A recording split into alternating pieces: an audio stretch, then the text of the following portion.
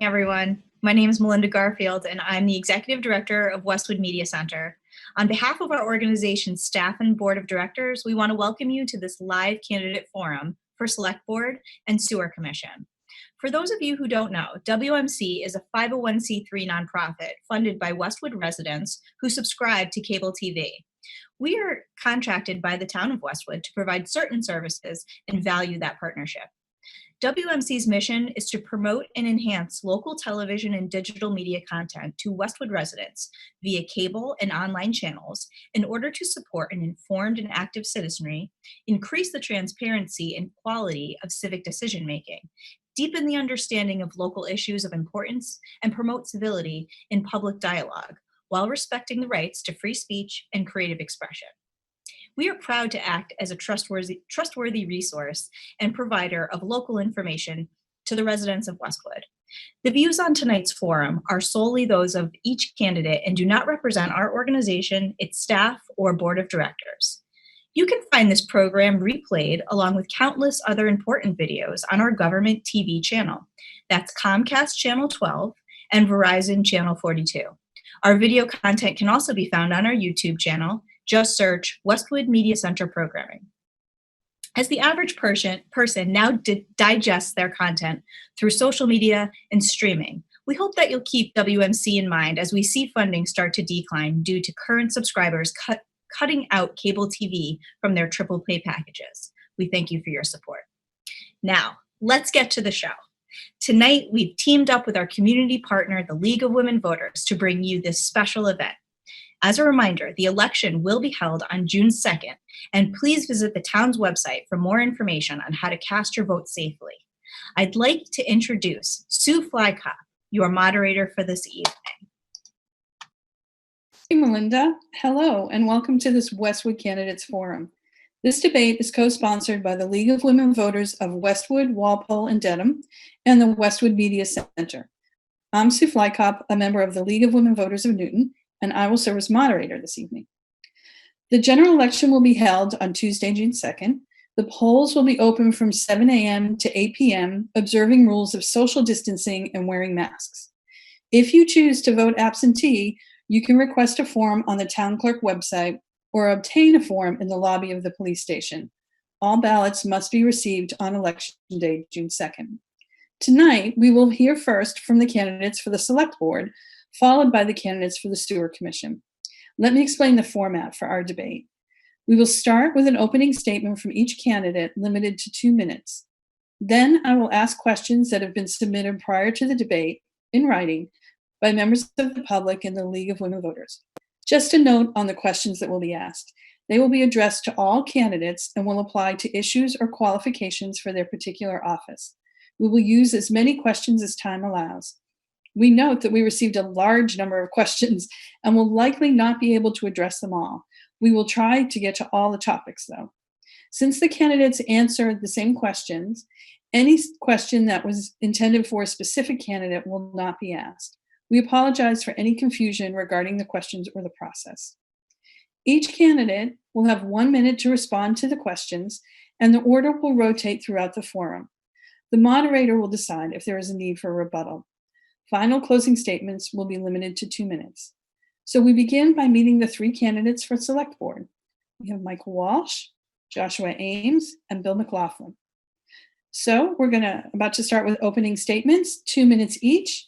Mr. Walsh, we'll start with you. 2 minutes to you, please.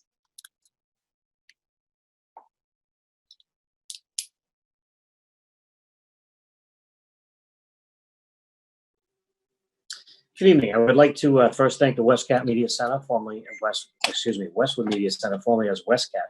Secondly, thank the League of Women Voters for continuing this long-standing tradition despite the epidemic. My name is Michael Walsh, and I've been a member of the Select Board, our Select Board, for the past 6 years.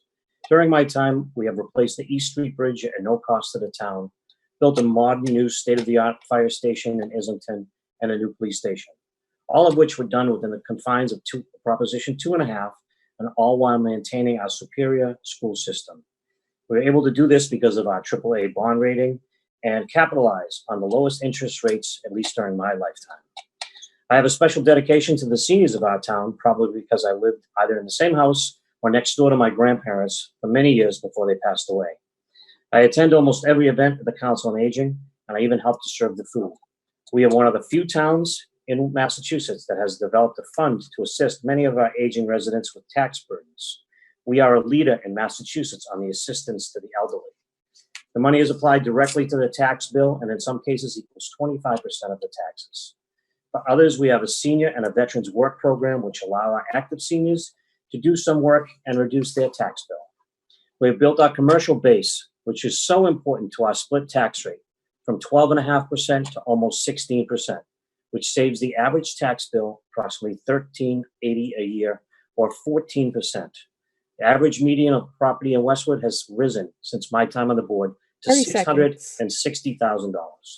We have exceeded all expectations with $6 million in tax revenue at University Station and use that income not only to increase our police and fire departments, but to keep our schools and our town buildings in great shape.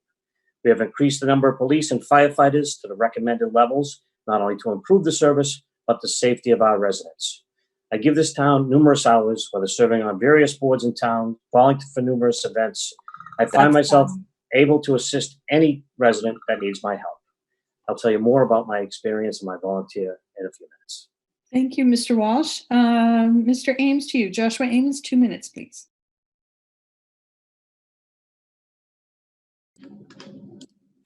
Good evening. I'm Josh Ames, and I'm running for a seat on the Westwood Select Board.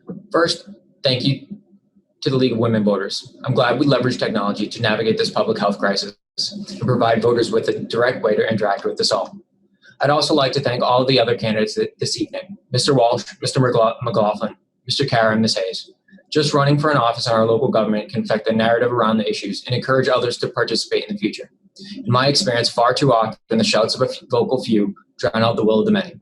The more broad our participation, the more we can help to mitigate the undue influence of select few and tap into a more diverse perspective.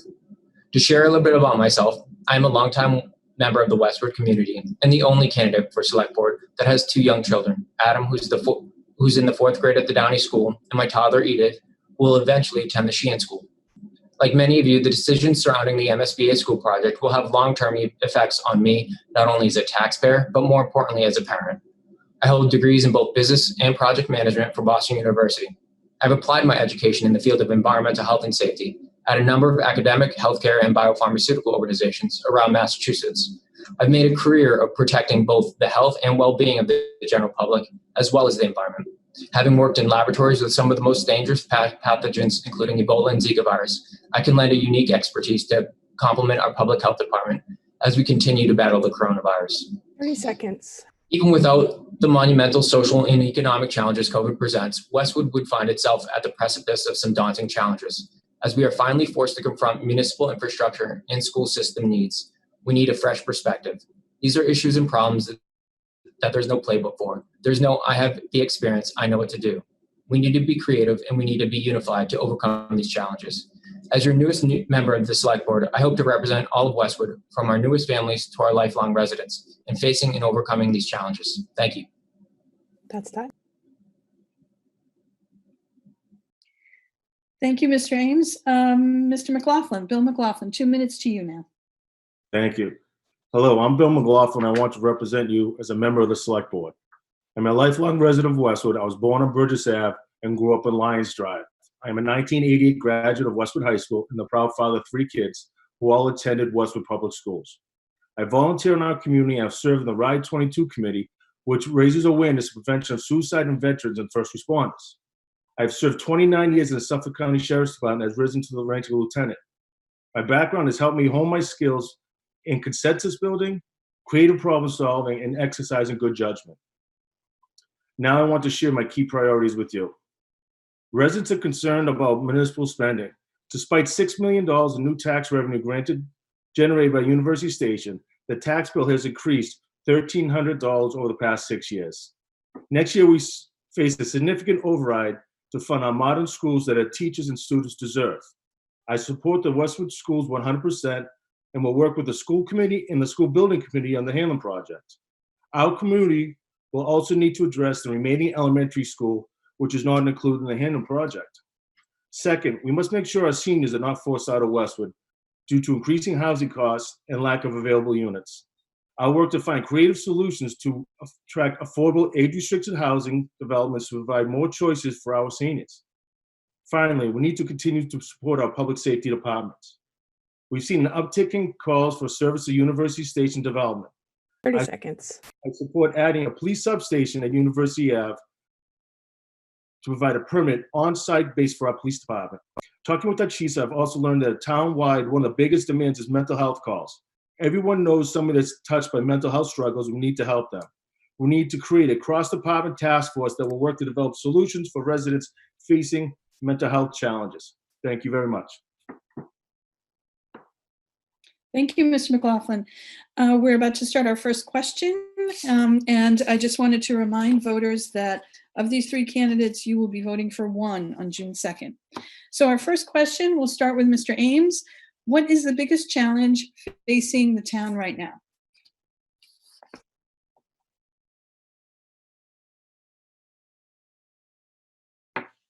Largest challenge is really the divisiveness in town.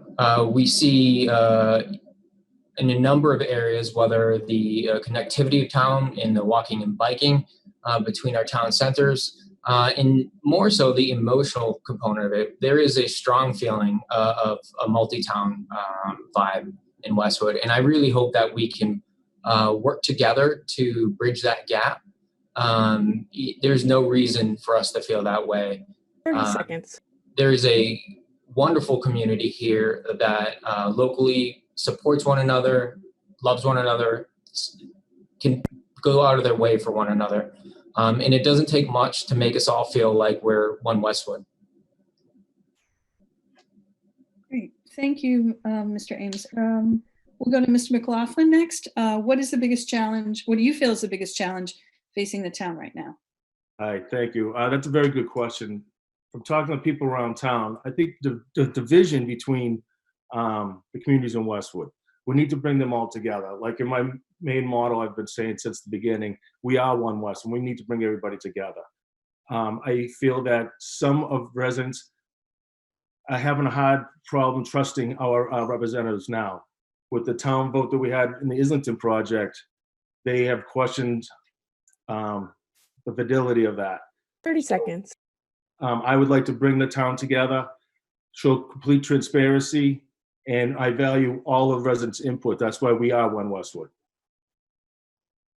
Great. Thank you. Mr. Walsh, to you, what is the biggest challenge facing the town right now? Well, I think the biggest challenge right now is facing COVID and trying to figure out how we can get our town back functioning between our departments, opening our town hall. Right now, we have some major issues, including getting our voters in safely to be able to vote, be able to have a town meeting so that we can continue to function at the same level that we have in the past. Right now, our town quota is 175 people. We do not have any opportunity right now to reduce that. We have to figure out ways to be able to reduce that so we can conduct the business of the town and keep this town moving for the next 12 months. 30 seconds. I think that is probably the biggest issue right now. And I think, my experience tells me that this is not going to be easy. Hopefully we don't have to get into financial cuts. And, we're looking at extra costs for cleaning of schools and every building that people go into. So I think right now, COVID is the biggest problem that this town has right now. And I think everyone in town would agree that that's the issue facing all of us as we're stuck in our house for the last 7 weeks. That's time. Thank you, Mr. Walsh. Mr. McLaughlin, we'll start this next question with you. How do you think Westwood's demographics have changed since the last census? And which of your priorities do you think most resonates with this changed community? Hi, thank you. I think there's definitely more diversity in town now. I have many people that have come up to me to want to join my team from all aspects of life. I have a huge support of the Lebanese community, and I welcome that immensely. I think we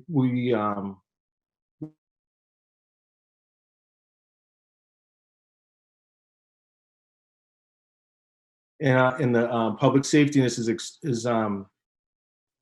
30 is one of seconds. the best in the state.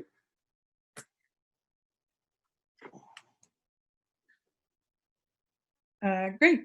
Thank you, Mr. McLaughlin. Mr. Walsh, to you, do you want me to repeat the question? Yes, please. How do you think Westwood's demographics will have changed since the last census? And which of your priorities do you think most resonates with this changed community? Well, and obviously the demographics have changed, in the last time we did a census. I think that this town has become much more diverse than it ever was. We probably have about 60% of the residents now are not originally from Westwood. A lot come from the city of Boston and our surrounding areas because of our great school system. And so it's a matter of getting people involved. When you live in the city, it's a different type of government, different type of format. We have an open town meeting. If you live in the city of Boston or somewhere around there, that was not a possibility for you to be able to stand up and decide how the budget is spent, 30 seconds. to have your voice heard, to be able to do all of those things. So it's a matter of getting people involved because, when you live in a bigger city, you don't necessarily have to get involved with government. But as a small town, every voice counts, and we like to make sure that every voice gets the opportunity to be heard. Great, thank you. Mr. Ames, the question to you, should I repeat it? No. So I couldn't agree more with Mr. Walsh. A lot of people in my own neighborhood, I'm seeing, these small ranches get knocked down and these neo-colonial homes get put up with now 3-4 kids. It's becoming much younger. A lot of young professional families coming to town, and they have unique needs, unique expectations. In our most recent comprehensive plan, the urgency around communal gatherings, 30 restaurants, accessible walking and biking paths around town are all these types of desires, including one of my main tenets is sustainability. It has been, in my experience, one of the most talked about problems that people see, not even just in Westwood, which we've done a decent job with, but throughout the nation and throughout the world.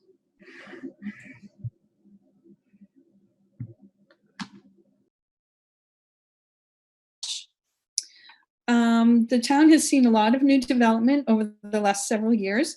How do you weigh the benefits of new development from a revenue perspective with the costs of crime, increased traffic, and other impacts? Sorry, Sue, can you please say who that is for? Sorry, that was for Mr. Walsh. The question? What was the question? I'm sorry, Susan. Sure. The town has seen a lot of new development over the last several years. How do you weigh the benefits of new development from a revenue perspective with the costs of crime, increased traffic, and other impacts? Well, for the most part, we have had, there hasn't been a significant increase in traffic. That's the one thing I could say. It was thought that it would be that way, but actually, when you look at the numbers are not that different as before. What's interesting is always a balancing act. You have to decide, just like every household, when money comes in, what is the best way for it to be spent? We have been extremely conservative in our budgeting for the years. In fact, we put money into the stabilization fund, which is there, for times like these. We continue to balance that. We have increased our fire department, our police department. We're now at the recommended levels for a town of our size. And we take the direct revenue from University Station to pay for those extra costs that were associated with it. And we've used the rest of the money to keep our schools and our municipal buildings in great shape for the future, for at least the next 50 years. Thank you. Mr. McLaughlin, you're next with the question. Do you want me to repeat it? Please. The town has seen a lot of new development over the last several years. How do you weigh the benefits of new development from a revenue perspective with the costs of crime, increased traffic, and other impacts?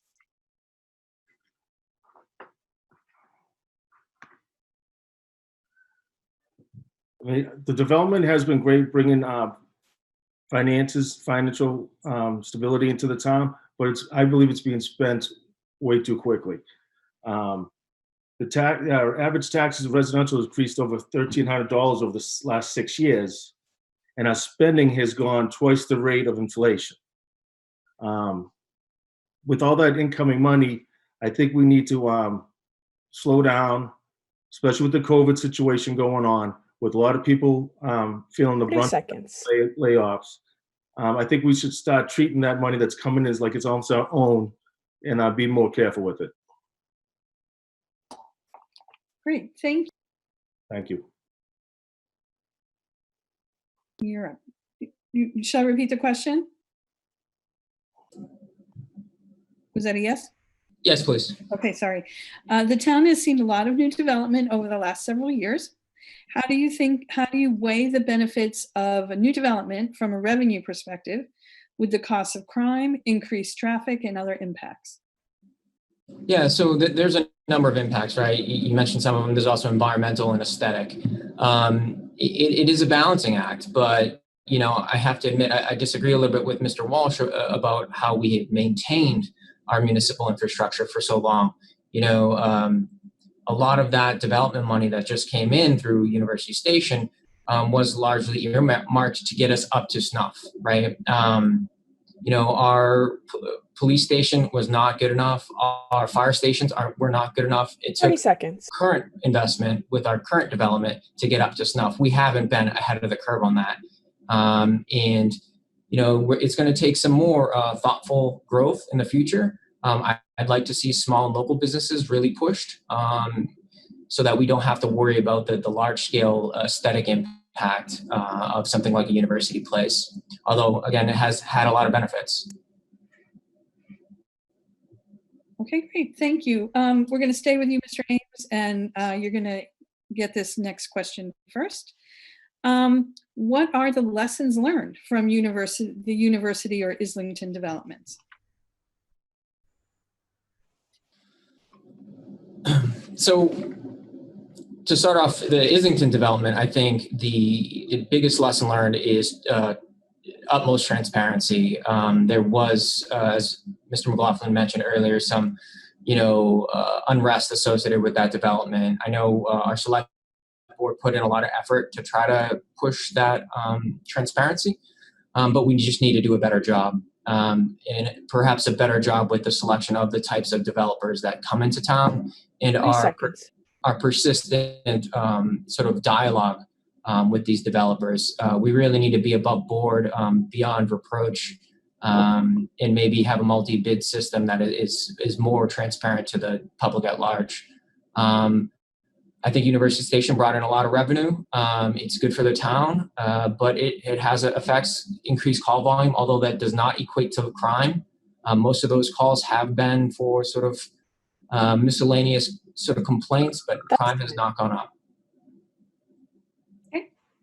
Thank you very much, Mr. Walsh. We're with this question to you next.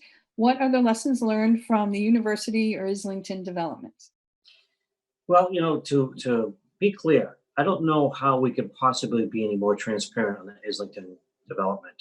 I sat on that committee. We had no less than probably 28 meetings. Everyone was open to the public. Everyone was recorded by Westwood Media. It couldn't be more out there. I mean, you can put the information out. What people choose to do with it, you really have no control over.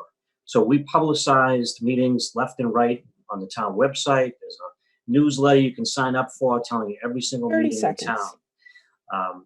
University Station has brought in great revenue for the town. I mean, it's more than double what was expected. We've been able to take care of a lot of things in town that took neglect for years. So lessons learned is that, we have to change, and to get the money we need to do things, we need to increase how our town looks, especially if we want to attract younger people. Thank you. Mr. McLaughlin, the question is to you. What are the lessons learned from university or Islington developments? All right, thank you. I mean, obviously, the pro is the incoming revenue from University Station, but I will have to disagree with Mr. Ames a little bit. In the 2019 report, increased disturbances down at University Station was up 87%, and the overall calls were about 29%. I have spoken to Chief Silva and also with Chief Decker, on 3 this seconds. subject, and I commend them both for working with this to push those numbers down. But there is high volume of disturbances and crimes being committed out of there from people from out of town, and I want to protect the neighborhoods that surround Westwood Station. That way we can have a police substation down there instead of pulling a patrol car out of Islington. Thank you. Thank you. Mr. McLaughlin, we're going to stick with you for this next question. You'll be up first. Where do you recommend the next business development should be? On High Street, Route 1A, by University Station, or an expansion into existing residential areas? Would you focus more on big chain stores or small business storefronts? Hi, thank you. That's a very good question. I believe if I had a choice, that I had to make one, 109 would be my area. I believe small local chain stores, family owned, would be appropriate. We do not want, I prefer not to have it, and the residents have told me they do not want big chain stores, large developments coming into the center of Westwood on 109. The traffic right now is difficult enough on 109, to say the least. 30 And seconds. I think anything larger than beautifying our 109 corridor into the other towns would probably be the most appropriate place to start. Thank you. Mr. Ames, the question is to you now. Where do you recommend the next business development will be? On High Street, Route 1A, or by University Station, or an expansion into existing residential areas? Would you focus on chain stores or on small business storefronts? First and foremost, wherever the property sort of lends itself, I would have to say that 109 would be the most logical place, especially given the likelihood of significant portions of land being open in the future following the MSBA school project. I'm completely for, like Mr. McLaughlin said, small local businesses. I think we have plenty of big box shops, and the reality is the macroeconomic 30 seconds. sort of trend is away from big box stores anyways. So it only makes sense to help encourage those, develop our own systems locally, whether a Chamber of Commerce to help navigate and sort of network that to bring that to Westwood. I think that's the way to go. Okay, thank you. Mr. Walsh, the question to you. Where do you recommend the next business development should be? On High Street, Route 1A, by University Station, or an expansion into existing residential areas? Would you focus more on big chain stores or small business storefronts? Well, as an attorney who's worked for himself for the last 18 years in town, I am a big supporter of small business. In fact, I think what we have to look at too is where will our community support it? And I think you find most support for some of our smaller businesses in town. Where it would be located, well, Islington seems to be pretty full right now. 1A, 109, High Street is probably a better solution. However, we have a traffic problem. So the short answer is it really depends on where it fits properly, right? Where we can address the neighbors' concerns, where we can keep our town a small town. And that's why I think small business is absolutely the way to go. Question is, where does it fit and what is the right way to do that? But it's not just up to the select board. The planning board has a lot to say in what happens in this town. Okay. Thank you. Mr. Ames, this next question will start with you.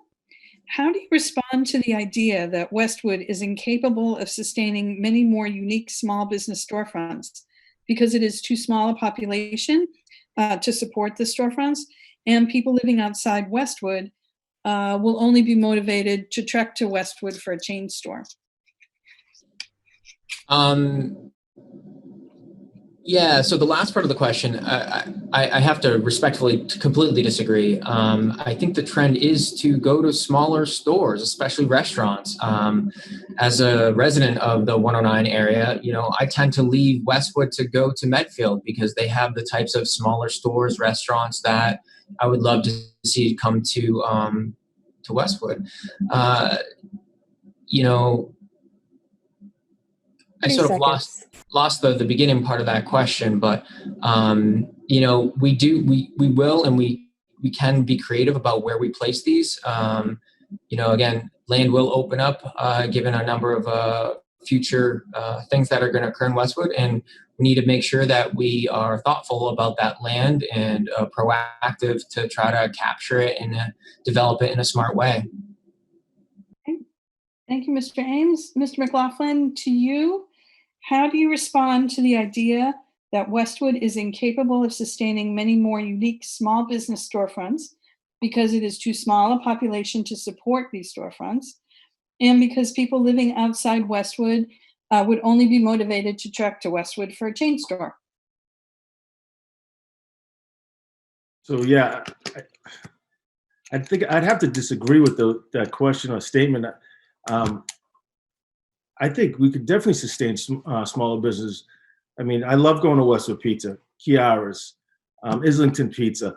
We can definitely have more restaurants. And I think that's what the residents would like. Many have told me that we wish we had a cornerstone restaurant that we could all go to and gather after Pop Warner games and baseball games from the high school, and after watching the Wolverines beat Holliston on Thanksgiving.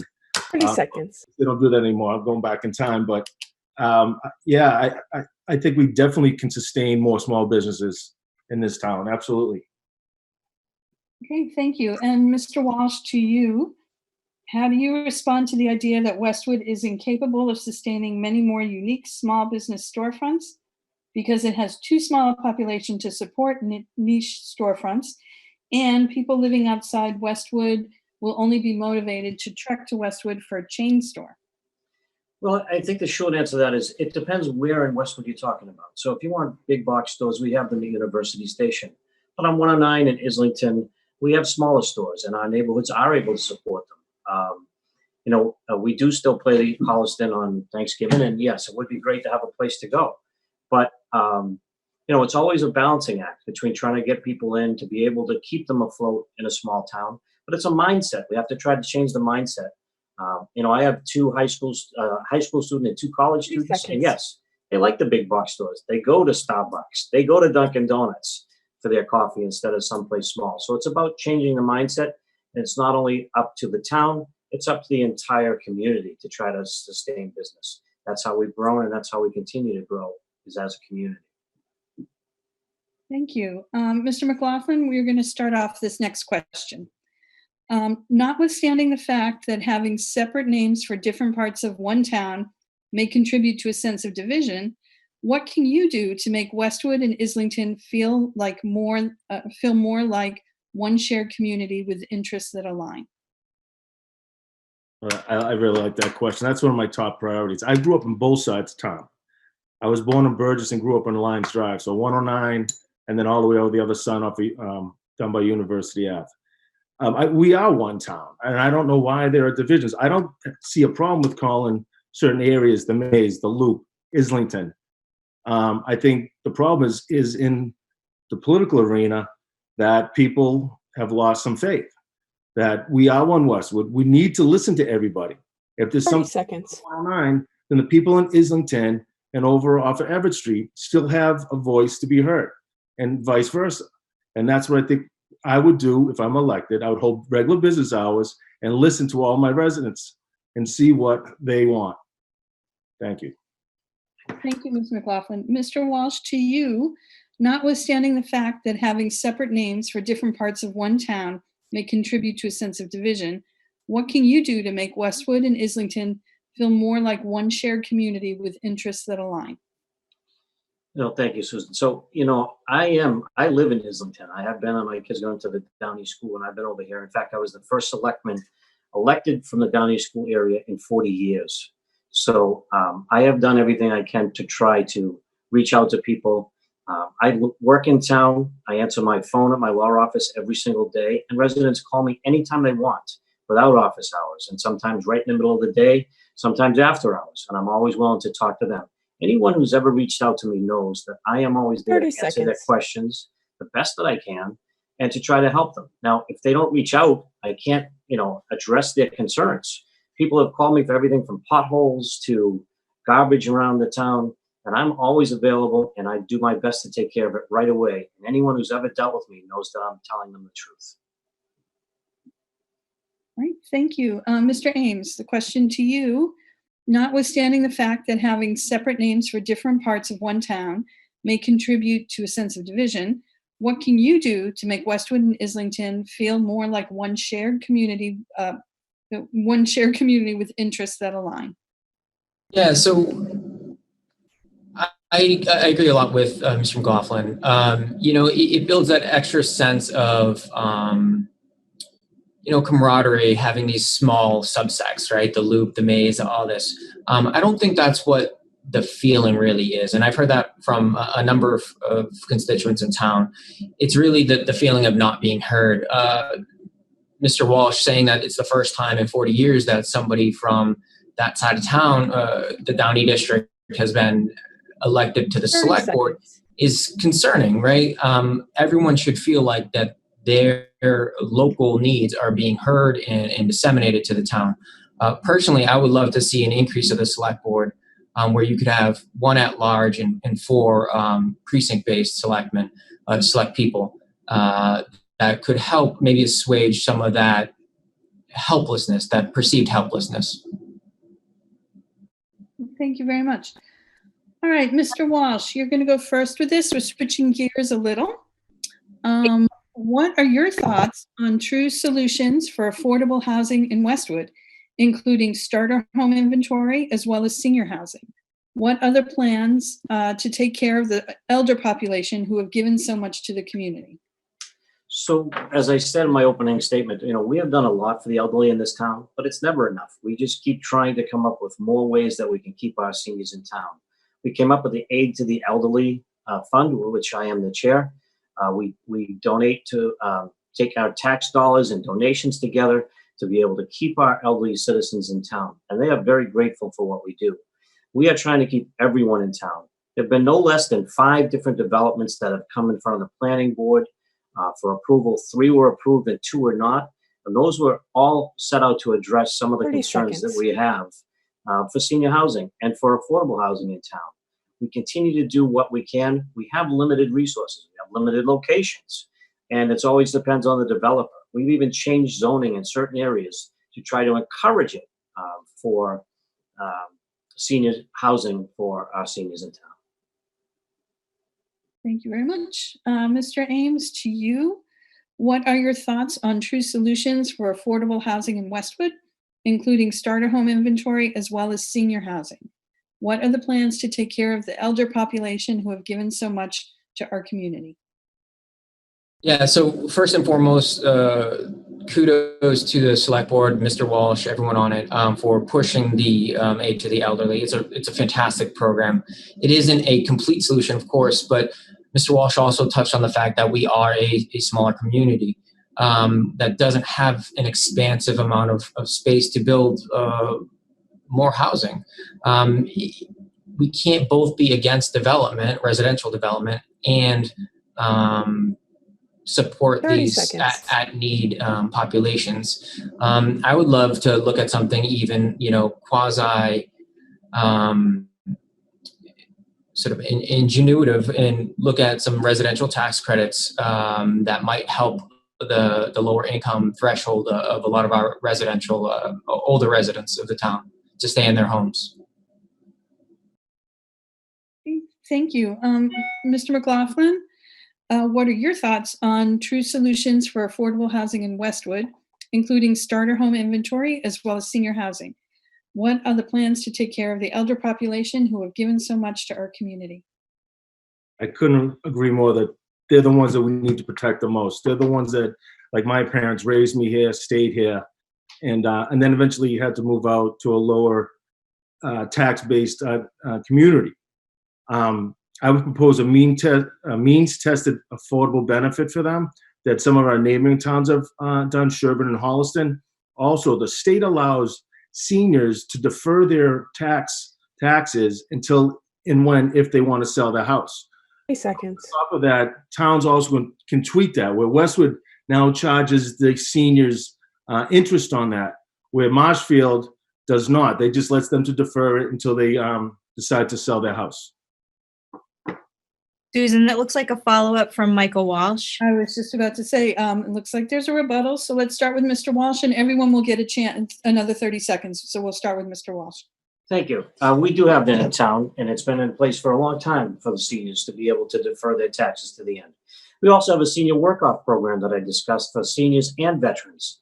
Those that are able, not disabled, and want to cut down on their tax bill. You might remember if you go to the high school, you would see a senior at the front desk checking adults into the high school. There are jobs all over town, and the seniors Seconds. who are able take advantage of them. Those that are not have the right to defer their taxes until the end. In addition to the aid to the elderly, we are a leading community in Massachusetts, and we get called all the time as to how we're able to do it. So Westwood is a leader when it comes to helping the elderly. Thank you. Mr. Ames, would you like another 30 seconds? No, I think Michael said all that there is to say. We are a leader. Can we do better? Of course we can do better. But we have a lot of programs out there that if it's pushed out well enough and people understand what the legality of everything is and the availability of these programs, hopefully they can take advantage of them. And maybe it's an educational thing too. Maybe we need to push that 10 seconds. out to the community a little bit better. Thank you. And Mr. McLaughlin, another 30 seconds for you. Yes, thank you. So I do know about the aid to the elderly and things like that. But from what the seniors have told me, it's not enough. And I feel that we could follow Marshfield's lead and not taxing them with an interest rate on their own money that they're deferring. And that would definitely help. I've numerous seniors 10 seconds. and brought this subject up. And it's something I will definitely look into and push forward to make the town even more attractive to the seniors. Okay, thank you. Mr. Ames, we're going to start this next question with you. You ready? Yep. Okay. On the topic of 40B affordable housing in Westwood, what is your position on dealing with homeowners who have badly struggled or made zero effort to maintain their affordable houses that follow program guidelines? Yeah, I mean, I have to say I'm a stickler for the rules. There has to be a penalty when you're not maintaining your property in the appropriate manner. Plenty of towns have blight ordinances. That's something that we can definitely move in if that's the implication of the question of the exterior function. But we can't just let the aesthetic of town be diminished. I understand that we can't push people out of town either, but looking to them, working with them, letting them know what the expectation is up front is always important. Again, education and communication are the key. Thank you, Mr. Ames. Okay, Mr. Walsh, you're next. On the topic of 40B affordable housing in Westwood, what is your position on dealing with such homeowners who have badly struggled or made zero effort to maintain their affordable houses that follow program guidelines? So it's heavily regulated by the state. And so, we're kind of limited as to what we can do. But I think as a town, we need to have a discussion with people that aren't taking care of their property. We need to have a sit down with them, figure out ways that we can do it. It's not fair to their neighbors. It's not fair to the people that live in that area. We want to try to do the best. We've always tried to do the best to keep our affordable housing stock, right up to where we should be. I'd love to do better, but as I said, we have limited resources and limited land. But I think the dialogue has to be open, and I'm not sure how we open it. It's always a tough discussion, but I think someone has to, maybe the housing director, step out and if they're notified, and try to check in with these people and find out what they can do. Maybe offer some tax incentives or something that we could try to do as a town so that every resident benefits and that every resident feels that their property is just as important, no matter who they live next door to or how the property might be looking. Okay, thank you, Mr. Walsh. Mr. McLaughlin, on the topic of 40B affordable housing in Westwood, what is your position on dealing with such homeowners who have badly struggled or made zero effort to maintain their affordable houses that follow program guidelines? That's a good question. So I have been in contact with the affordable housing director, and she told me there are no complaints. But to answer that question, not just 40Bs, but every resident of Westwood should maintain their house in a proper manner by zoning laws, because we want to keep our town up nice and pretty and allow people that want to come into town move into anybody next to anybody they want. So everybody, I think, is equal, not just, the 40Bs. Everybody should maintain their property. Thank you. We're going to stick with you for, there we go. Can you hear me? Mr. McLaughlin, we're going to stick with you for this next question. A bit of a switch here. The Hanlon project will likely leave an elementary school, Sheehan or Deerfield, that will be remaining with significant capital needs. How do you see the school in a list of town capital projects? I'm sorry, could you repeat that again? Sure. The Hanlon project will likely leave an elementary school, either Sheehan or Deerfield, remaining with significant capital needs. How do you see that remaining school in the list of town capital projects? Yes, it's definitely, there's no doubt about it. I talked about it in my opening statement that I will work with the school committee and the project committee. There will be one school left out of it. There's only going to be two that will be brought together. Three to be brought together as one. It's something that we're going to have to look at. And unfortunately, I want answers to this question is, how did this happen? How did we have 3 elementary schools all fall apart at the same time? There 30 should seconds. be watching these schools to maintain them, that we don't run into this problem again. But there's definitely going to be a long discussion how we're going to have to pay for that third school, and it will have to be addressed because our kids do come first, in my opinion. Okay, thank you. Mr. Ames, the Hanlon project will likely leave an elementary school, either Sheehan or Deerfield, still remaining with significant capital needs. How do you see that remaining school on the list of town capital projects? Well, it is absolutely imperative that we get it addressed. I agree with Mr. McLaughlin that it is unfortunate that we didn't have enough foresight. We weren't proactive enough to address this earlier. The school committee's budget has not been cut. So I'm not exactly sure, why the level of degradation that we're seeing currently.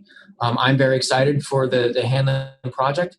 The reality is the Sheehan School is probably going to be the one 30 left behind. seconds. It's also one of the largest of the elementary schools. So we're going to impact a lot of the children.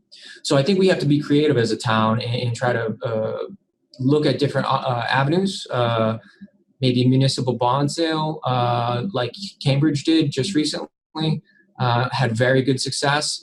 We can do some public-private partnerships to raise money, not just raise taxes, right? There's a difference. And then obviously development is going to be a third That's time. sort of part of that. Okay, thank you very much. Mr. Walsh, to you, the Hanlon project will likely leave an elementary school remaining with significant capital needs. How do you see the remainder school in a list of town capital projects? So the schools are taking number one. We know that. If anyone has watched the select board, they know that we have taken backseat. We have our fire station, our police station up to code. It is taking into consideration our female firefighters and our female police officers, which the old were not. And we understand that we now have to take care of our schools. And it's not that we have to. We have the opportunity to. We are getting money from the state to replace the Hanlon School, and with that, 30 seconds. they agreed we should join one of the other schools, if not both of the other schools. We realize that one will be out, and it'll be up to the school committee to come up with a plan. And I can tell you right now that as a member of the select board, I and our other 2 members are fully in support of the school committee, and they know that. We've had the discussion. One of us serves on the school building committee right now, and the chair every year continues to serve on that board. All right, thank you, Mr. Walsh. We're going to stick with you for the next question. Susan, there's Yep. a rebuttal from Okay. Thank you. Okay, 30 seconds to you, Mr. McLaughlin. Thank you. I think it sounds like the 3 of us agree that the students and children of Westwood come first. If I'm elected, I will definitely put the Sheehan School first before any other municipal projects. I want to know if the other 2 would agree, especially where they're looking at a new fire station on 109 and a new 10 town. seconds. I would put the school first before any other projects in Westwood. Okay, Thank you. Mr. Ames, would you like to respond? 30 seconds? Yes, of course. Well, the short answer is it depends. The 109 fire station can't even support a ladder truck at this point. It's in dire need of replacement in many of its facets. If we had some more proactive thought around the new police station, we made a multi-use type of building. 10 seconds. Might have been able to save a lot of money there and save on future capital expenditure. We have the new Sheehan School will not be built in a day. It's That's going to be time. a process. Okay. Thank you, Mr. Ames. Mr. Walsh, 30 seconds to you. I think that anyone that has been watching the select board understand what our priorities are, and our priorities have been the schools. We understand that this is not two schools being fixed. We have understood from day one that we need to address all three schools, whether it's in one big project or in one smaller project. We understand that. That's part of the entire project. It has been since day 10 one. seconds. So I don't understand where the controversy comes from. It's always been on the table since day one and has been talked about in the last 6 years that I've been on the board. Okay. All right. So we're going to move on to well, it's not a different topic, but Mr. Walsh, this first question is for you. Would you try to repair the mother's morning out situation? We have been trying to repair it since it fell apart. The problem is we negotiated a great deal for MMO. I can tell you this, in my select board, the 6 years that I've been here, every single year, they only wanted to sign a 1-year extension. And it's been that way. We've offered them longer and they turned it down. So, you know, I suppose looking back now, there might have been some handwriting on the wall. Why not sign a 5-year lease with the town? We negotiated a great deal. We negotiated great new space for 30 them. seconds. A brand new play area, their own bathrooms, their own parking, everything. And no rent increase for 5 years. 5 years, they wouldn't have had to pay any increase in the rent.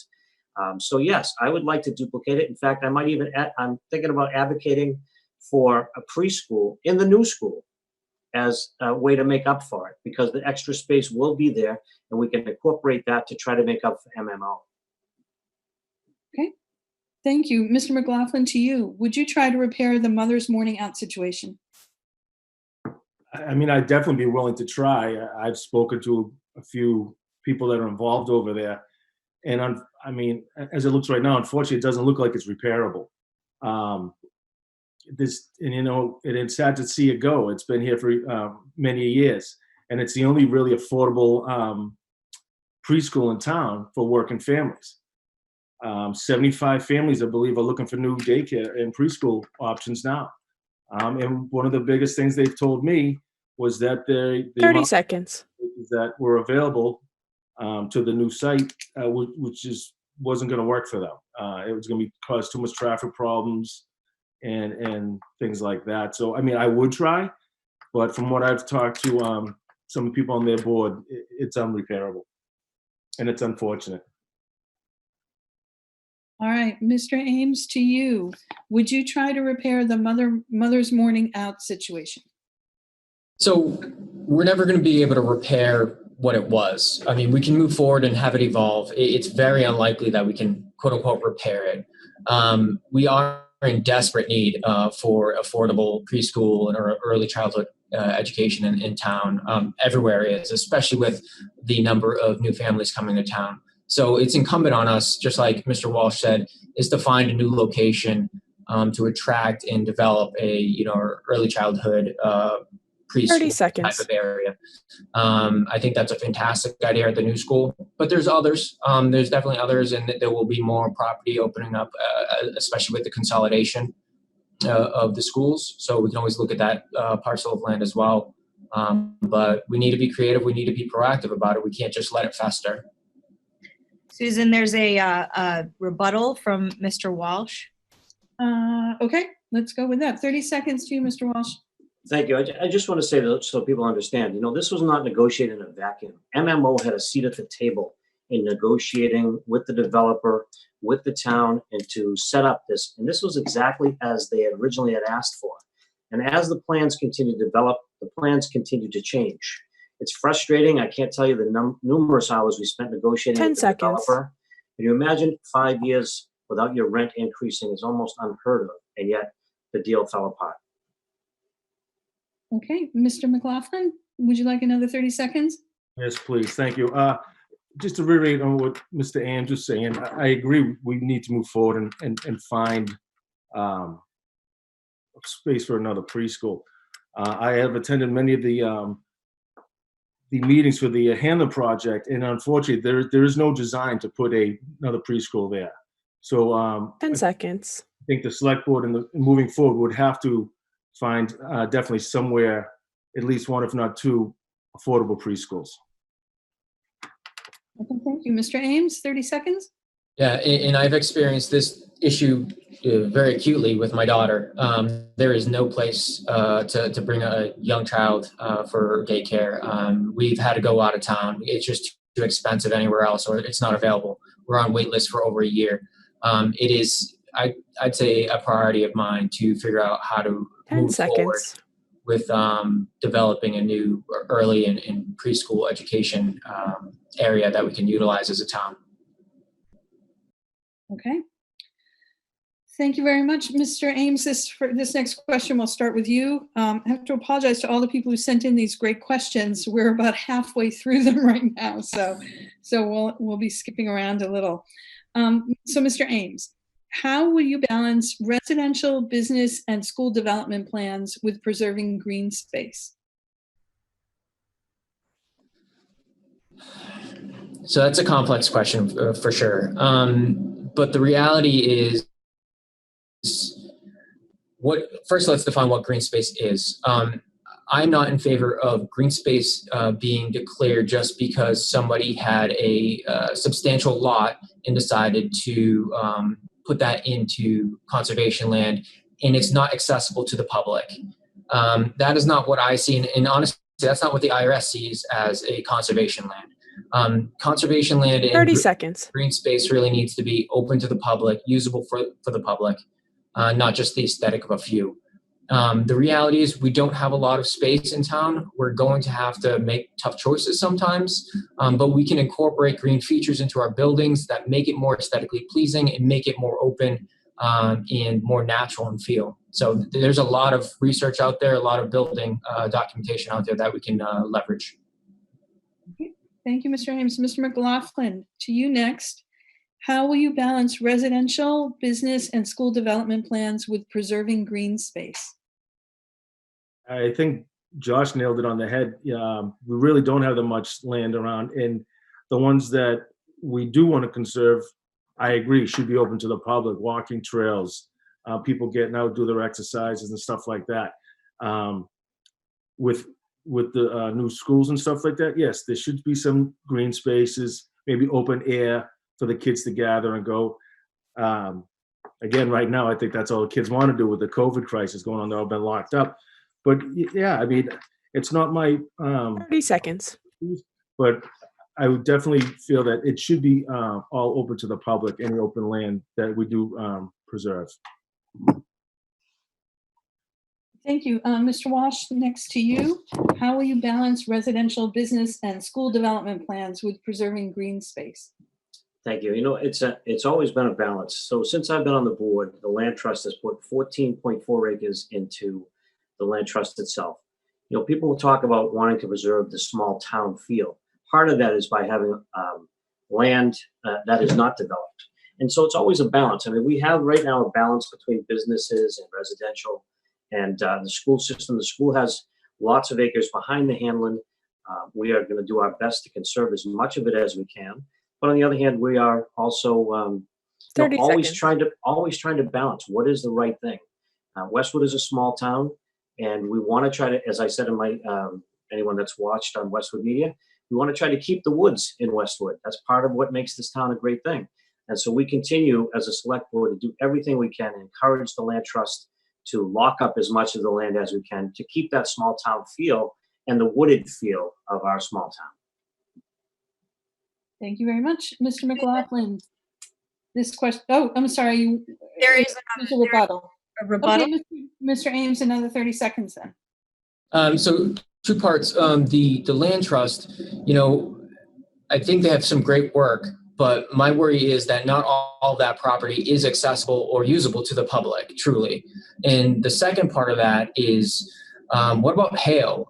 Hail last summer came up as an urgent need, correct? Where 10 seconds. the hail task force was supposed to be developed, and we were supposed to look for solutions for the largest wooded area in Westwood so that it potentially can't get development, but nothing has happened as of yet, as That's far as time. I'm aware. Okay, Mr. Ames, Mr. McLaughlin, 30 seconds. I could pass. Okay, and Mr. Walsh, to you. Yeah, I think what everyone seems to forget is, this is not town-owned land. This is land that's owned by individuals. If they're willing to give up their land and put it in the land trust, then so be it. That's protecting it from the future. Hale Reservation is a privately owned foundation. And so, they come to us and we are trying to do the best we 10 can to seconds. preserve it, to keep it in town, and to make it functional for everyone in town. So I think we're doing a great job, and we open the discussion with Dover and the Hale Reservation to try to do the best we can to That's make sure time. it stays as Hale. Okay, thank you. We're gonna go to Mr. McLaughlin next to answer this question first. I actually was going to move us on to a new topic, but since it was mentioned, let's talk about Hale Reservation. Hale Reservation is the single largest environmental resource in Westwood, but there has been very little action by the town to help preserve this property since discussions last summer. How do you envision addressing this issue? And that's for Mr. McLaughlin first. I would definitely support helping Hale out, as long as we're financially responsible. I would definitely be on the committee for that. I grew up here, like I said, many times, and I went to Hale when I was a younger child and went to some of the camps there. So I would definitely not like to see that disappear. I would fight with everything I got to help preserve that. Mr. Walsh, to you next. Hale Reservation is the single largest environmental resource in Westwood, but there has been very little action by the town to help preserve this property since discussions last summer. How do you envision addressing this issue? So first, it's up to Hale to really come up with a plan. I can tell you right now, we've had this discussion, and everyone seems to just blow by it. We're trying to build a new elementary school.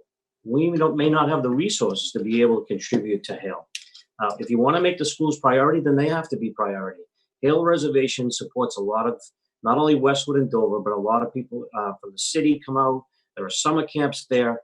Hale has to come up with a plan, and then we will support their plan to make sure that they don't have to sell off any of their 30 seconds. We'll do the best we can. We will work with Dover. We will seek grants, state and federal grants, maybe even from the city of Boston, whose children use it a lot during the summertime for our summer camps. There are ways to do it. I'm not necessarily sure that the town is going to have the resources. We were going out for a brand new elementary school that we're going to probably need a debt exclusion to be able to pay for. Okay, thank you. Mr. Ames. Hale Reservation is the single largest environmental resource in Westwood, but there has been very little action by the town to help preserve this property since discussions last summer. How do you envision addressing this issue? Well, we need to discuss it, right? We need to bring Hale to the table. We need to make sure that everyone's on board. I totally agree that I don't know what kind of funds we're going to have to even support that, but maybe searching for grants, trying to solicit some public-private donation and sponsorship. I'm assuming that most of Westwood would be willing to chip in to buy a purchase of Hale. They want to see that 30 maintained. seconds. And to Mr. Walsh's previous point about, keeping the green and the wood in Westwood, it seems a little disingenuous to speak about both things at the same time, with the Westwood Land Trust being, doing the right thing and the town not sort of helping push the narrative along and the discussion along about Hale being something completely different and something that's off the table or not a priority at the very least. Okay. Thank you.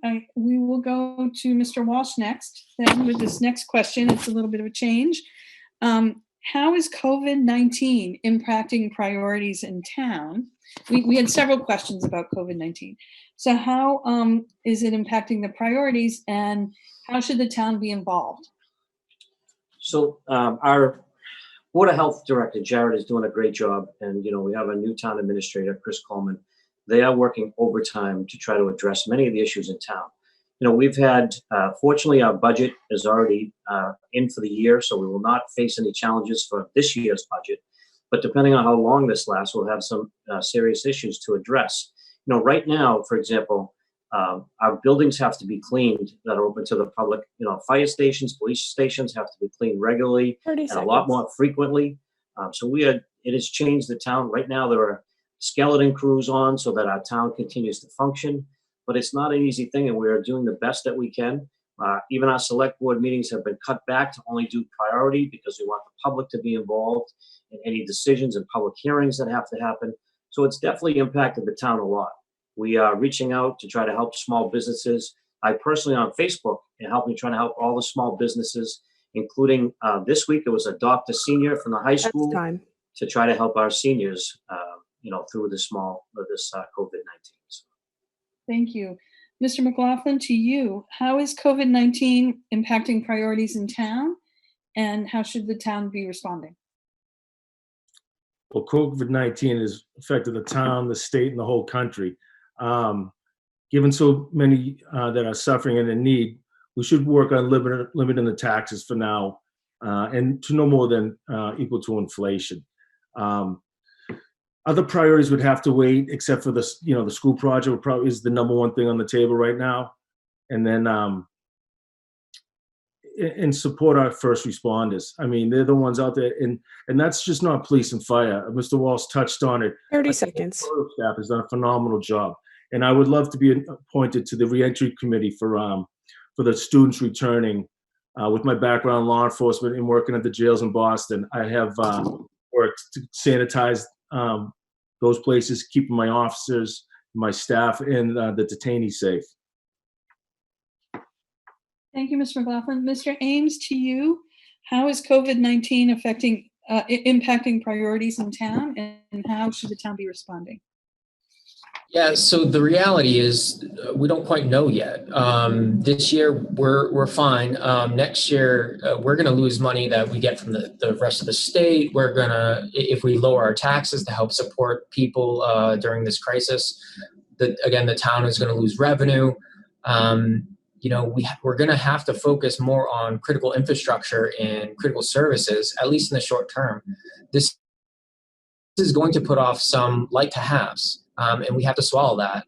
30 unfortunately, seconds. No one expected this type of life-altering process to occur, and we need to evolve and adapt to it.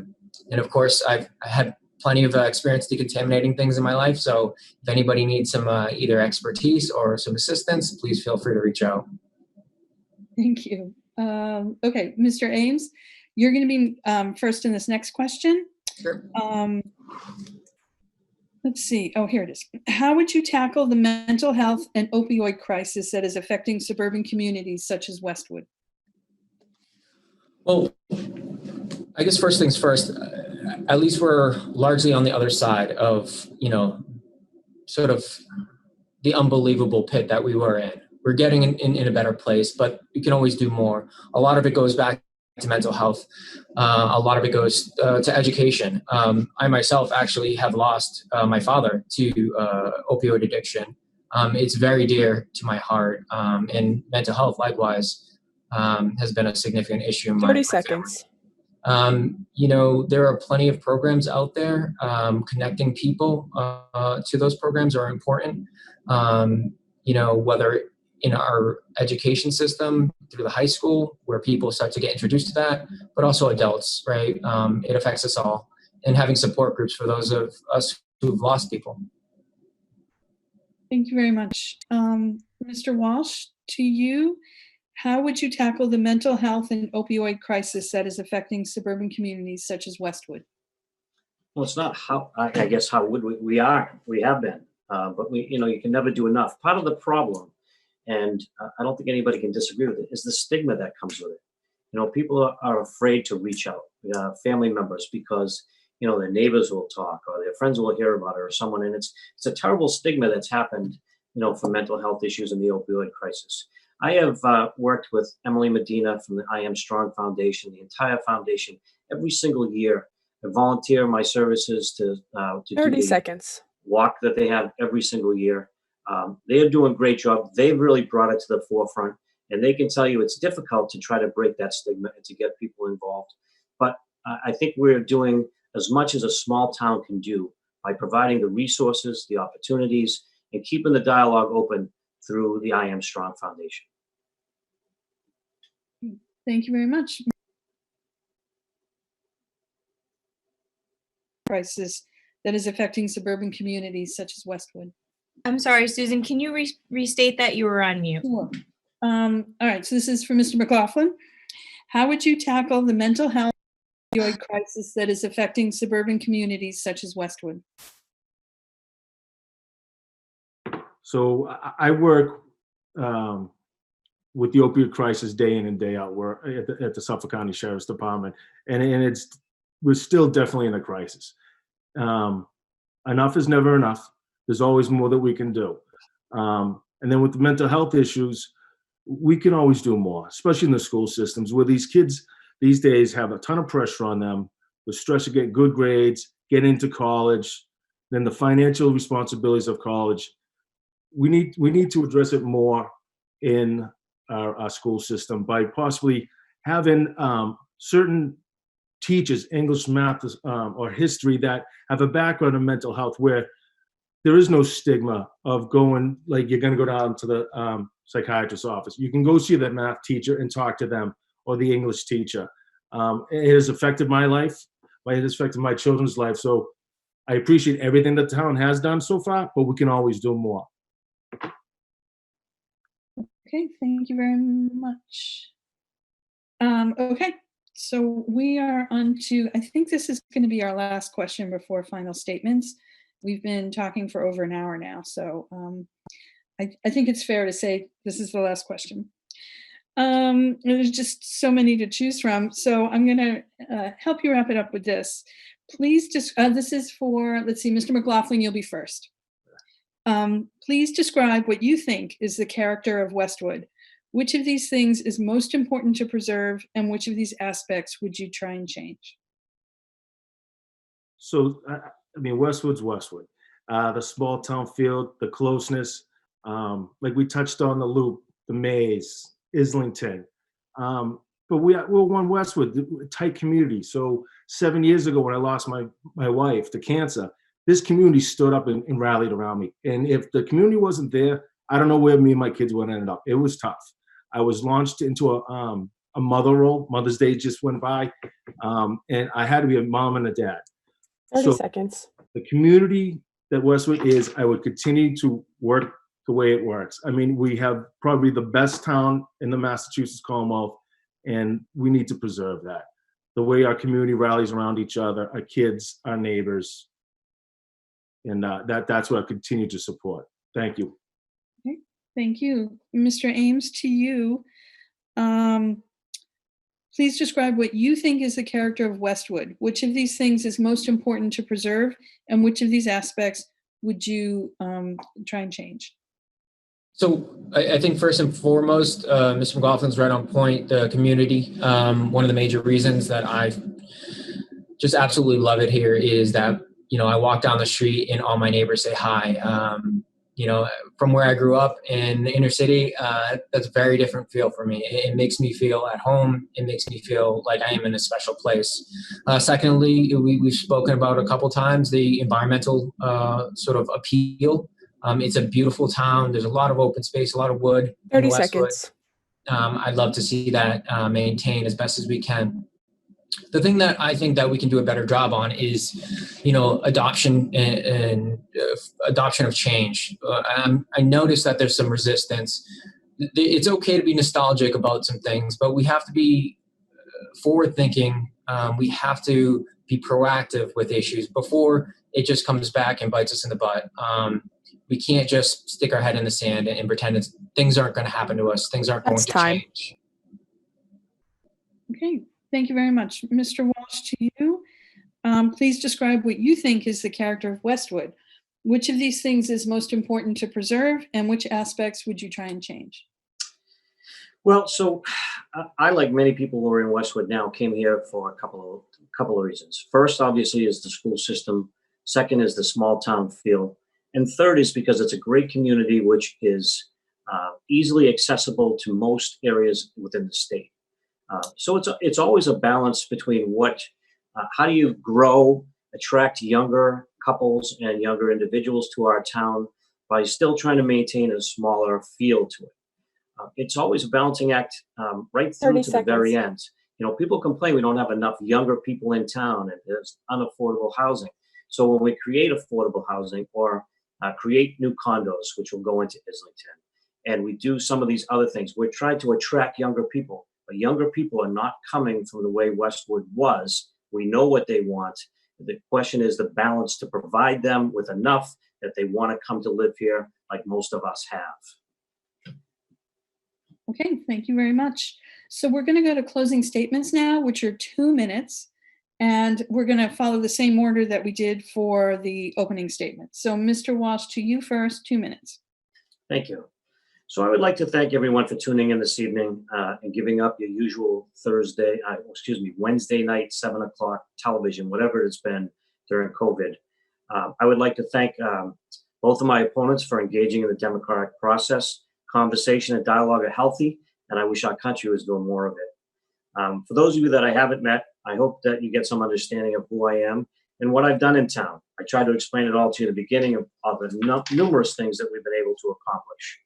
My 33 years as a trial attorney, my 18 years in this town, first for my business and 15 years of living here, my 6 years on the board, my service on numerous boards, including the Massachusetts State Selectmen Association, where I've served for the last 2 years as secretary.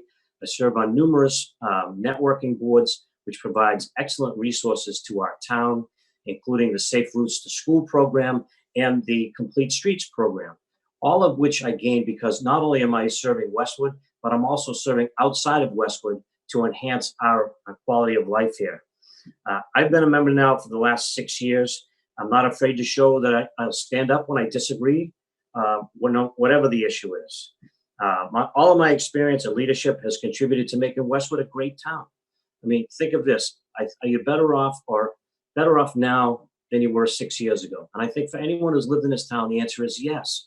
We have a great fire station. We have a state-of-the-art police station, which will carry us long into the future, hopefully another 50 years. We are experiencing unprecedented times. Experience right now matters more than ever. Understanding budgets, contracts, and the issues that face this town, not only our town, but every town in the Commonwealth, of the experience that I bring to this table. My name is Michael Walsh, and whether you vote in person or by mail, please vote for me for our June 2nd election. Thank you. Okay, thank you, Mr. Walsh. Mr. Ames, 2 minutes to you for a closing statement. Thank you. This has been a great event, and I'm thankful to all the Westwood residents that submitted questions for the forum.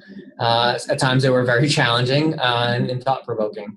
Without your engagement, this political process would not be meaningful. I appreciated getting to hear the variety of questions that were represented today, and I think it is vital for all of you watching not to make this a popularity contest. We should base our votes on what the candidates say and do.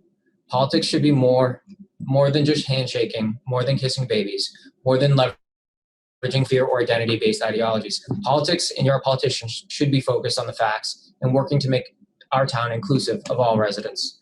Ask yourself which candidate best aligns with my values. I hope all of you make your voice heard on June 2nd. If you are uncomfortable going to the polls, please consider submitting an early or absentee ballot. For additional information regarding my campaign, please visit Josh for Westwood on Facebook.com. Thank you and be safe. Thank you, Mr. Ames. Mr. McLaughlin. Oh, I don't know if you heard me. Thank you, Mr. Ames. Mr. McLaughlin, 2 minutes to you.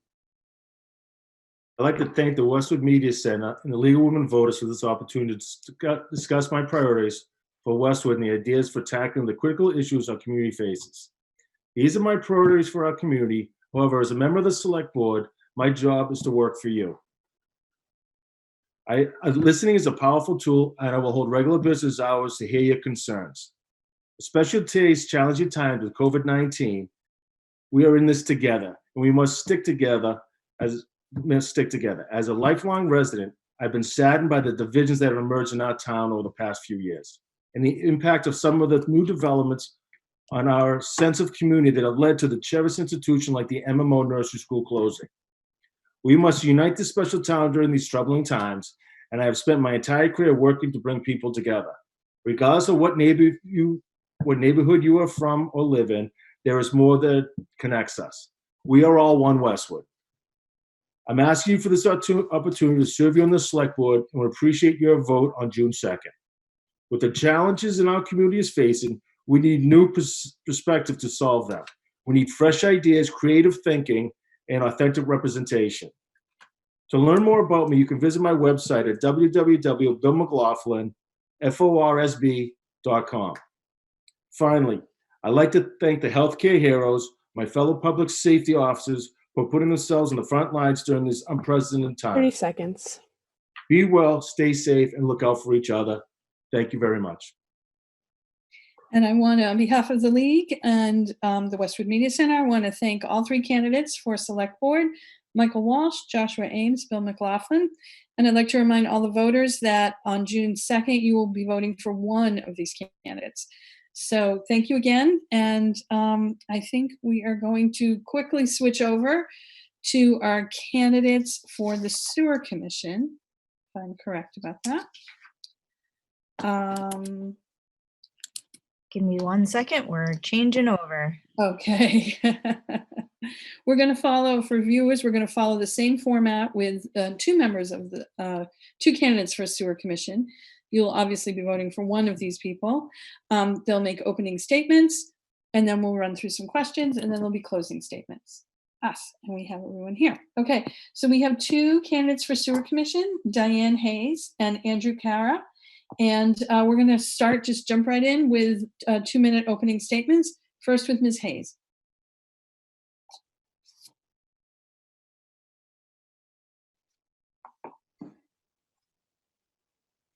Oh, no? I'm still muted. Oh, hello? There we go. Hello. Okay, wonderful. 2 minutes to you then. Okay, good evening. My name is Diane Hayes. I just want to say, first of all, thank you to the Westwood Media Center and the League of Women Voters for hosting tonight's event. I'm here tonight running for a seat on the Sewer Commission. I have been a resident of Westwood since 2013. I am a professional engineer, registered in the state of Massachusetts, and I have 20 years experience in municipal engineering with both the public and private sector. My professional experience naturally lends itself to this position. Last summer, the Select Board reached out to me and appointed me to the Sewer Commission to fill a vacancy. So I have enjoyed serving the town in this capacity, and I look forward to doing so for the next year. Thank you. Thank you, Ms. Hayes. And on to you, Mr. Cara. 2 minutes to you.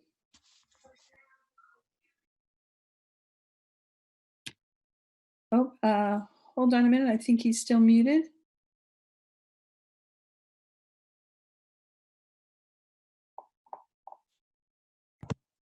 There we go.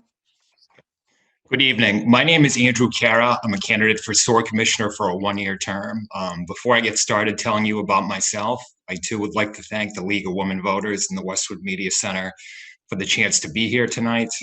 I live at 49 Pear Tree Drive in Westwood with my wife Meg and 2 daughters, Katie and Maggie. Katie and Maggie are 4th graders at the Downey Elementary School. Meg works at First Parish Church here in Westwood. I grew up in Westwood on Weatherby Drive, where my parents still live today. In terms of my education, I received an undergraduate degree from the College of the Holy Cross. I also received a law degree from Suffolk University. I've been a licensed attorney in the Commonwealth of Massachusetts for the past 20 years. I've specialized in real estate law. For the past 6 years, I've been a partner at Rubin & Rudman, a Boston-based law firm. I regularly advise people on acquiring, leasing, financing, entitling, and selling property. In addition to my legal work, I also serve on the board of directors of Commonwealth Cooperative Bank. Commonwealth is a small community bank located in Hyde Park. In terms of community service, I volunteered at my daughter's Katie and Maggie School, the Downey School, the last few years for various events. I've also coached them on the soccer and basketball fields. I want to be in the SOAR Commission to engage in public service, invest in the community where my daughters are going to grow up for the next few years. I think Westwood's a great town. It's a thriving town. 30 I want to help it seconds. continue to thrive in the future. And I believe the skill set I've developed as an attorney and on the board of the bank would be valuable and an important asset to the board, as it has been for other attorneys in the past on the commission. Thank you. Excuse me. Thank you. Mr. Kara, we're going to start our first question with you. And it is, what are the top challenges facing the Sewer Commission? I think the biggest issue for the SOAR Commission going forward is going to be capital. We have 87 miles of sewer line. We have 11 pump stations. Even though 95% of the system has been built out, based on the discussions that I've had with different people in town, including the director, Todd Korchin, I think a lot of this line is at the end of its useful life. At some point in the future, it's going to have to be replaced. I think it's important that we continue to do capital needs studies, have the right experts, and be in a 30 position seconds. to replace the system when it needs to be replaced, as opposed to having any unpleasant surprises. Thank you very much. Ms. Hayes, to you, what are the top challenges facing the Sewer Commission? I think right now, the biggest challenge facing the Sewer Commission is the COVID-19. Right now, most sewers systems across the state of Massachusetts and across the country are dealing with a lot of things being flushed down the toilet because they don't belong there. And what's happening is a lot of pump stations are getting hung up on that. And the last thing we want to do is have sewer backups at this point in time. As far as challenges for the Sewer Commission, we're very fortunate in this town that we have a great system. 30 It's seconds. relatively new, and we also operate off an enterprise fund, which means that we always have capital available and don't have to take money out of taxes to pay for what we do. Okay, thank you very much. We're going to stay with you, Ms. Hayes, for the next question. What do you think the role of the Sewer Commissioner should look like? Well, I have been serving on the Sewer Commission since last August. So I think it's a checks and balance type of thing for the DPW. When a challenge arises, they present what they want to do or what needs to be done, whether it's through a development or, capital work that needs to get done on the system. They present it to the Sewer Commission, and the Sewer Commission can kind of say, yeah, that makes sense. That's how we want to spend the town's money, or that's not a 30 good way to seconds. spend the town's money. Okay, thank you. Mr. Kara, to you, what do you think the role of the Sewer Commissioner should look like? I think at the end of the day, it's ultimately a supervisory role. We're going to rely on Todd Korchin and his staff and the recommendations that they make to the SOAR Commission. I think it's very important to stay engaged, obviously to make sure that everything is being done that it needs to be done. But again, I think a big part of the commission's job is an advisory and supervisory role, again, relying on Mr. Korchin and his staff, relying on the commission's experts, and again, making sure everything that gets done needs to get done. Thank you. 30 seconds.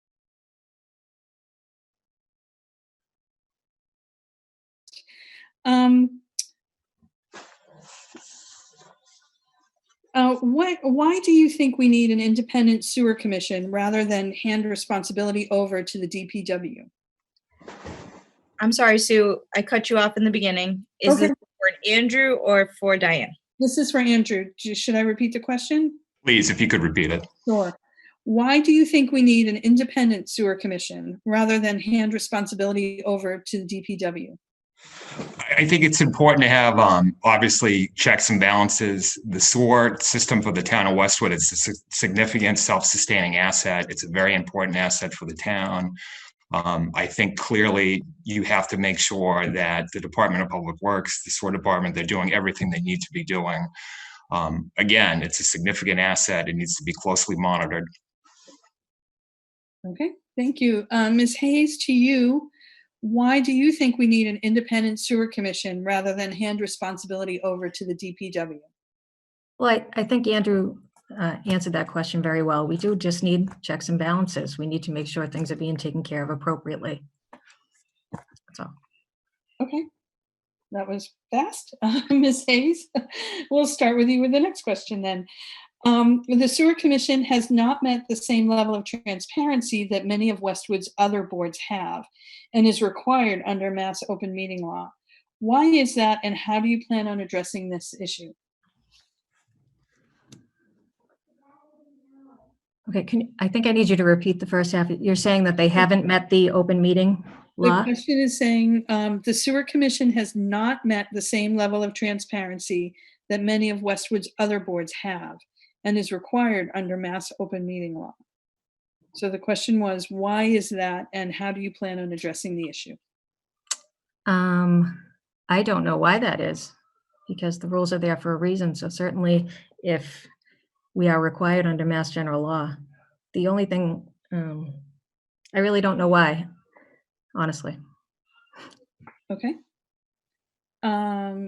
Thank you. Mr. Kara, the question is to you then. Should I repeat it? Please. The Sewer Commission has not met the same level of transparency that many of Westwood's other boards have and is required under Mass Open Meeting Laws. Why is that, and how do you plan on addressing this issue? Well, I mean, let's first verify if, in fact, open meeting law has ever been violated. I have a tremendous amount of respect for both the SOAR department as well as the town clerk's office. If it has been violated, I think it could be remedied fairly easily in terms of posting agendas through the town clerk's office, in terms of making the meetings open to the public, in terms of publishing minutes. But, again, let's verify that. I think Westwood, through the town clerk's office, through the SOAR department, it's an extraordinarily well-run town. And if there is a perceived 30 issue, I think we seconds. can remedy it relatively quickly. Okay. Thank you. Mr. Carroll, we'll stick with you for this next question. The majority of Westwood's sewer system is at or beyond its useful life, creating not only potential service issues, but also environmental ones. Do you think this should be prioritized, and why hasn't this been a more phased approach before this point? I certainly think it's an important issue. I think, we should address it right away, but obviously, the schools are important. Other issues are important. I think we have to rely on our experts. We have to look at the reports that have been done. We have to talk to the director, and we need to make an informed decision just in terms of how pressing this need is and when it needs to be addressed, and we can balance that with the other needs of the town. Okay, thank you. Ms. Hayes, to you. The majority of Westwood's sewer system is at or beyond its useful life, creating not only potential service issues, but also environmental ones. Do you think this should be prioritized, and why hasn't this been a more phased approach before this point? I'm not sure that statement is true. Some sections of the sewer are older than others, certainly, but they are not particularly old. Most of the sewer system was built out, I think, starting in the 80s, which is relatively young, honestly, for a sewer system.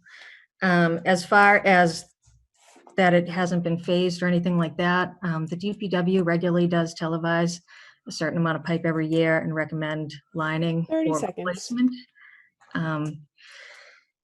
You can't dig up the entire town at one time. So you only want to do so much work every year. You wouldn't want to expend that much capital or all at the same time. So they have a plan. They have a capital improvement plan.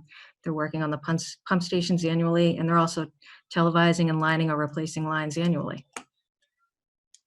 Okay, thank you very much. Ms. Hayes, we'll stick with you for this next question.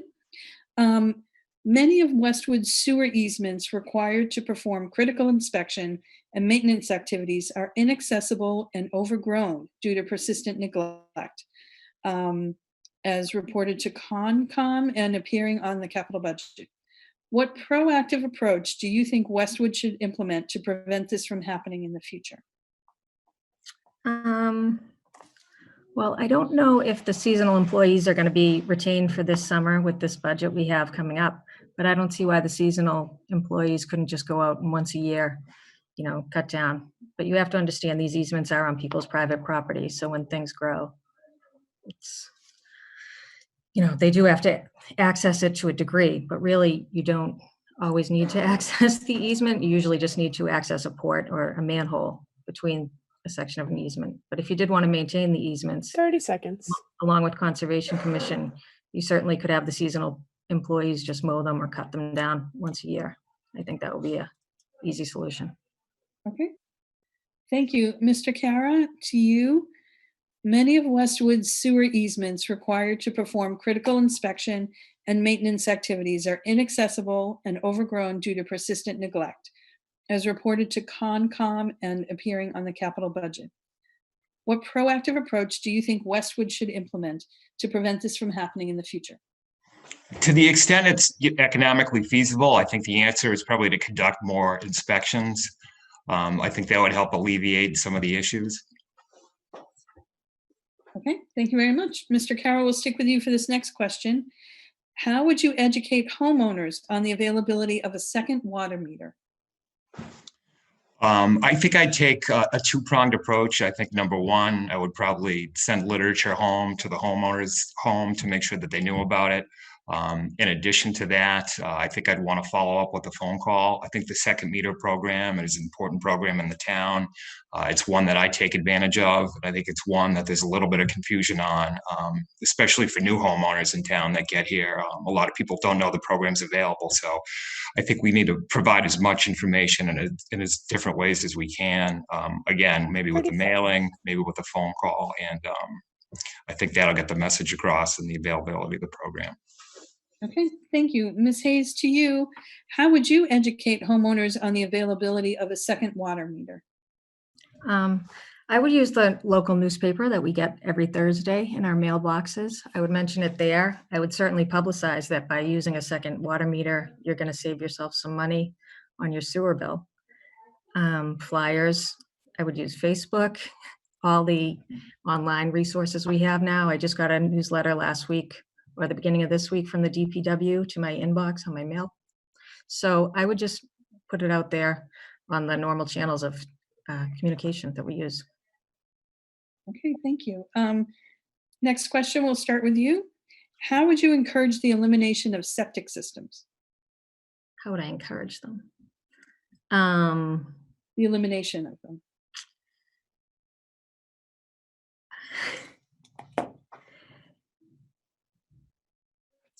Well, am I assuming that there's a sewer in the street that they could tie into? Or it's a kind of an open-ended question. Septic systems are usually used in places where there is no public sewer. So if a sewer had been installed after a septic system was put in, then I guess when it's time to do maintenance or that septic system has reached its useful life, it might be a good time to transfer and tie into the sewer. But I would think anyone that had the opportunity to tie into a sewer would choose to do so rather than own and operate their own septic system. Okay, thank you very much. Mr. Kara, to you, how would you encourage the elimination of septic systems? Well, to the extent it's possible, I'd want to see if you could provide some type of financing program to the homeowner, because to Diane's point, it would be very costly unless there's a sewer line in the street. But I would certainly want to facilitate an open dialogue between the homeowner and the commission to make the homeowner available of the possibility of tying into the town sewer system. And then if there was a financing program that could be put in place to help the homeowner tie into the system, I think that would be very helpful. Okay, thank you. And this is our last question. Mr. Carroll, we'll start with you. How do we reinvest in the town sewer system and keep the rates from skyrocketing? I think that's a great question. I think we should certainly look into long-range debt options with interest rates where they are. I think to the extent we can take out long-term debt at a very attractive interest rate, like the United States government is right now on a lot of their debt, I think that's an interesting solution and maybe the best solution. If we didn't want to take on debt, I know the cash flow that's provided by the sewer department is very strong. If we could take it out of operating cash flow as much as we could, 30 seconds. I think we could look at doing that as well. But I think we have two good solutions in terms of long-range debt because of interest rates where they are and also the profitability of the department out of cash flow. Thank you. Okay, Thank you. And Ms. Hayes, to you, how do we reinvest in the town sewer system and keep the rates from skyrocketing? I think the sewer system, I guess our rates are kind of set from the MWRA. So we pump our sewage to the MWRA and they charge us to treat it. So as long as the MWRA doesn't raise their rates, we won't have to raise our rates. I think for us to take a hit from the MWRA and not raise our rates would affect the enterprise fund that we have available. But we have a very healthy amount of money for the sewer system, and we have a very healthy sewer system. It's very well run. So I feel confident that we don't have to worry too much about this. It's not coming out of the general fund, as I mentioned before. And as Andrew said too, there's so many options available for low interest debt if we had to take that on for some major project. Okay, thank you. We are ready to go to closing statements now, and we're going to go in the same order that we did opening statements. So 2 minutes to you, Ms. Hayes. Okay, well, I want to say thank you for your time, and thank you to Mr. Kara, and good luck to all the select board candidates. I'm here tonight to offer my skill set on behalf of the town. I think I can do a lot of service to the community based on my professional background, and I'm happy to do it. So please vote for me come June 2nd. Thanks.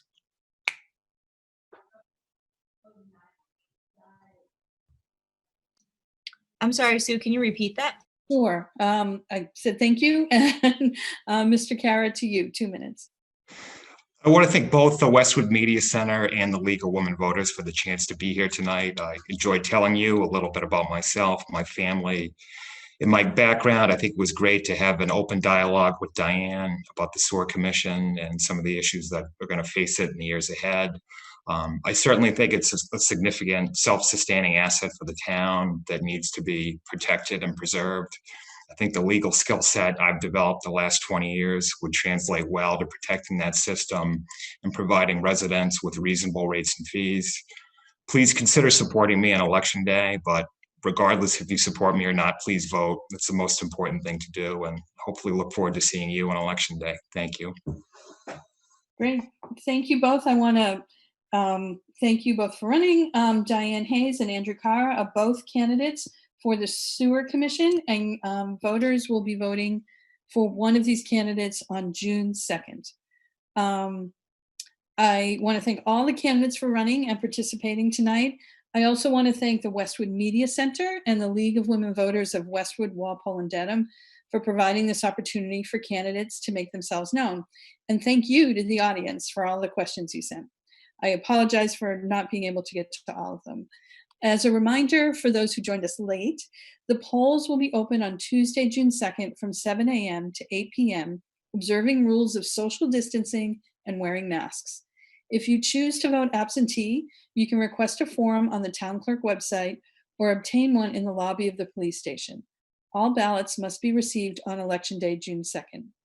Today's debate is a co-production of the Westwood Media Center and the League of Women Voters of Westwood, Walpole, and Dedham. Any use or reuse of this program requires the approval of the Westwood Media Center and the League and must be shown in its entirety without any editing. For those who joined us late, you can watch the forum in full when it re-airs or on the Westwood Media Center programming YouTube channels. The League of Women Voters is a nonpartisan political organization that promotes informed and active participation in government. The League does not support or oppose specific candidates or political parties. It does, however, take positions and advocate for issues that it has studied. Membership in the League is open to men and women 16 years or older. For information, visit lwwestwoodwalpolededham.org. Members of the League of Women Voters may become candidates for public office. While the League encourages our members to become politically active, we have specific procedures in place to ensure the integrity of our forums and fulfill our commitment to being a nonpartisan organization. Please be assured that all efforts were made to create a wall between all the candidates and League debate planning.